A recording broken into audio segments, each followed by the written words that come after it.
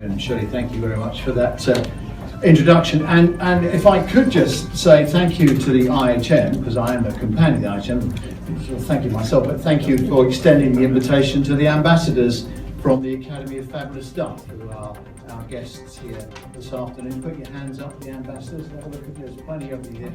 Excellent. So thank you all for coming on what I think is a pretty visible daily travel. Anyway, I must tell you a story about the IHM. I've been a fan and a member for years, more years than I can remember, and I got a phone call one day and they said, would you come and speak at the IHM? We're relaunching the branch in Macclesfield. And I live in Surrey, darling, and from Surrey, darling, to Macclesfield is a bit of a slap, and of course it was the IHM. That meant there would be no expenses and no fees, so I thought, you know, why not? Why wouldn't you? So I thought, well, I'll figure this out. It was about 6:30 start, so I thought if I get in the car and start driving just after lunch, I should be able to drive up there, get to Macclesfield, do my thing, drive back through the night, and I'll be ready, you know, to do my thing the next day. So I said, okay, I'll do it. So I drove off from Surrey in beautiful sunshine, because the sun always shines in Surrey. I got north of Birmingham and it started to rain. I got further north and the rain turned to snow. The snow stopped as I got just outside Manchester and it became complete. It was almost a whiteout, this fog, and I pitched up at Macclesfield General Hospital, or whatever it was called, and found the medical education centre where these things are always held. And it was in darkness, but for one light bulb that was burning in reception, and I kind of got out of the car, my eyeballs were sticking to the inside of my glasses. It was like a horrendous journey, a journey from hell to get there. And I rattled on the door, banged on the door, and some old guy came out in a brown storeman's jacket, you know, and he said, "What do you want?" I said, "I've come to do the IHM." He said, "No, it's been cancelled. You can't expect people to come out in a night like this." My overriding memories of the good old IHM. Look, there's an elephant in the room here, isn't there, about management and leadership in the health service, and it's the parlous state that we find ourselves in. You know, since 2010 really, George Osborne decided that the most important thing we could do would be to balance the books and have a £10 billion reserve. And how could he do that? Well, he can't tax people anymore and he couldn't borrow anymore, so he cut public services. And that's, you know, I don't know why more people don't say that. That's what happened. And as a result of that, we've had 4% growth in demand year on year. In London it's probably nearer 7, and in Manchester it's certainly that number, and in Birmingham it's probably even higher. Demand has gone up through this period, and the funding is flatlined. And then we got to the election in 2000 and whenever it was, 15, and we've had pretty much flatline funding. However you dress it up, however much the government says we've given the NHS what it wanted, and they have, but it's still 0.9% per annum. You know, don't be misled by the big figure. And so we've still got flatline funding. Demand is still going through the roof, and only this time around, our partners in providing care, social services, they've seen their budgets cut by nearly 35%, and they're on their knees. That's what's happening. And now that isn't to be political. I mean, you know, I used to be a Conservative leader of Surrey Heath Borough Council. My local MP is Michael Gove. As an observer of what is happening, and because it puts in context the heroic role that our leaders are playing in keeping our services running. And I hate it when people say the NHS is overspending. It isn't overspending, it's overtrading in business terms. It's doing more work than it's funded for. And that's the simple truth. And Simon Stevens, I thought, wrote a very good piece in the Telegraph today, thinking of some suggestions around it. So those are the facts, I think.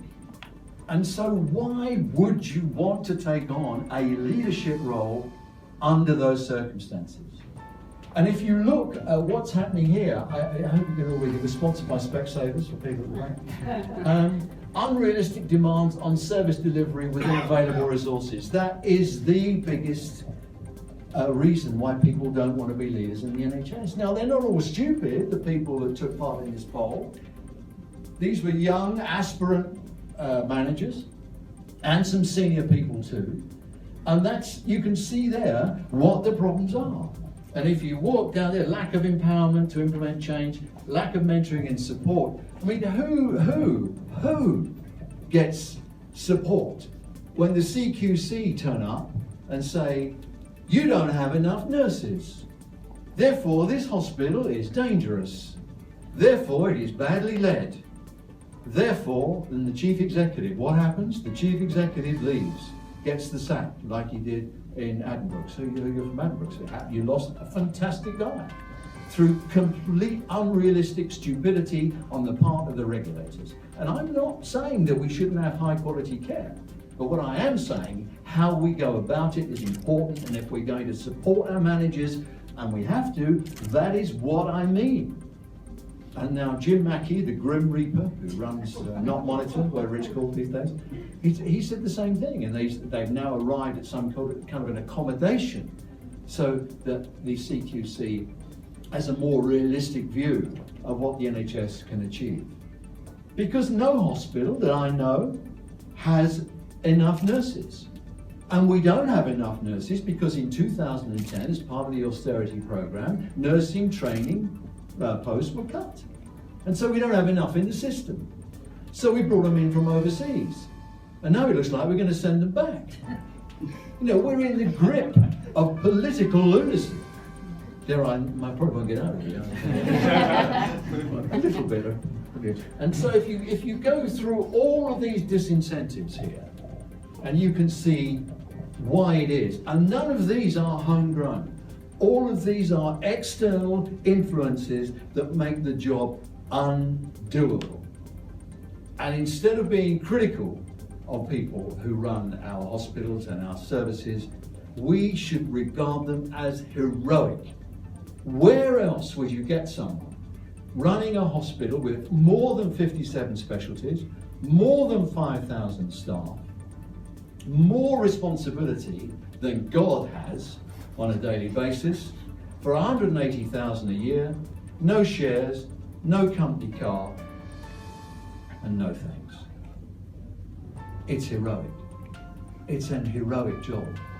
It's a job that takes enormous courage. And you have to dig deep within yourself, particularly our friends on the Leadership Academy. I have to say that all of the great leaders of the NHS today started where you started. They walked in your shoes. But you have to look inside yourself and you say, do I have the courage to take this job on? Because it is not easy, but I tell you what, it is the most rewarding thing you can do. Why would you want to sell marmalade? Why would you want to sell cars? Why would you want to do anything if you can run a hospital? Wow. You can change people's lives. You see them when they're at their best. You see them when they're at their darkest, bleakest moments. You see all human life passing before you, and you are responsible for them. You're responsible for their lives and their families' lives. And what could be more rewarding than being a leader in the NHS? I can't think of anything, and I've been running businesses since I was 16. I was the youngest person to run a public company, I think. It was of nothing until I found out what it was like to run something in the NHS. It is a goosebump good job. So forget that, because that's not going to change. The external environment will probably get worse. And that's when we have to get better. When that gets tougher, we get tougher. That's the time when we step forward. When most people run away, 44% of people, according to this report, 44% on leadership courses don't want to be a leader. Get out of the way. Make room for another 44% that do. This is the time when we'll find out who the great leaders are. This is the time where the great leaders of the future will come from. Because if it was a job for an administrator, Shirley and I could do it. Job share. Job share. Perfect. If it was a job for an administrator, anyone could do it. It isn't. It takes very, very special skills and very, very special people. So put your hand up if you want to be a leader in the NHS. We've cracked it. Well done.